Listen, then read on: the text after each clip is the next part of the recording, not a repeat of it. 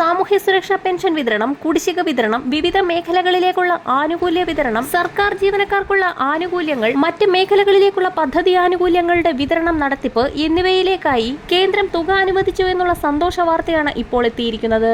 സാമൂഹ്യ സുരക്ഷാ പെൻഷനും കുടിശ്ശികയും കാത്തിരിക്കുന്ന 62 ലക്ഷത്തോളം വരുന്ന പെൻഷൻ ഗുണഭോക്താക്കൾക്ക്, ഇതോടൊപ്പം തന്നെ സർവീസ് പെൻഷൻകാർ, വിവിധ മേഖലകളിലെ ആനുകൂല്യം കൈപ്പറ്റുന്നവർ എന്നിവർക്ക് ആനുകൂല്യം എത്തിച്ചേരും. പെൻഷനും മറ്റു കുടിശ്ശിക ആനുകൂല്യങ്ങളും വിതരണം ചെയ്യുന്നതിലേക്കായി 17,000 കോടി രൂപയുടെ വായ്പാനുമതി തേടി സംസ്ഥാനം നേരത്തെ തന്നെ കേന്ദ്രത്തെ സമീപിച്ചിരുന്നു.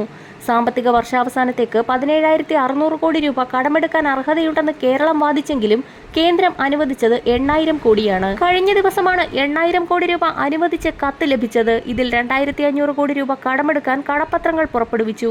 ചൊവ്വാഴ്ചയാണ് കടപ്പത്രങ്ങളുടെ ലേലം. ഫെബ്രുവരി മാസം 7-ന് അവതരിപ്പിക്കാൻ പോകുന്ന ബജറ്റിന് മുന്നോടിയായി പെൻഷൻ കുടിശ്ശികയും മറ്റ് ആനുകൂല്യങ്ങളും വിതരണം ചെയ്യാനാണ് സർക്കാരിന്റെ തിരക്കിട്ട നീക്കം. ഈ സാഹചര്യത്തിൽ കേന്ദ്രത്തിൽ നിന്ന് തുക അനുവദിച്ചത് സംസ്ഥാന സർക്കാരിന് ആശ്വാസകരമായി തീരും. വിവിധ സ്കീമുകളിലായി പെൻഷൻ തുക കൈപ്പറ്റുന്ന ഇന്ദിരാഗാന്ധി ദേശീയ വാർദ്ധക്യകാല പെൻഷൻ ഗുണഭോക്താക്കൾ, ഇന്ദിരാഗാന്ധി ദേശീയ വിധവാ പെൻഷൻ ഗുണഭോക്താക്കൾ, കർഷക തൊഴിലാളി ക്ഷേമനിധി പെൻഷൻ ഗുണഭോക്താക്കൾ, അവിവാഹിത പെൻഷനുകൾ കൈപ്പറ്റുന്നവർ എന്നിവർക്ക് ആനുകൂല്യം എത്തിച്ചേരും. ജനുവരി മാസത്തിലെ തനത് പെൻഷൻ തുകയോടൊപ്പം കുടിശ്ശികയായിരിക്കുന്ന 4 മാസത്തിലെ പെൻഷൻ തുകയിൽ ഒരു ഗഡു കൂടി അനുവദിച്ചേക്കുമെന്നുള്ള അറിയിപ്പായിരുന്നു കഴിഞ്ഞ ദിവസം പുറത്തു വന്നത്.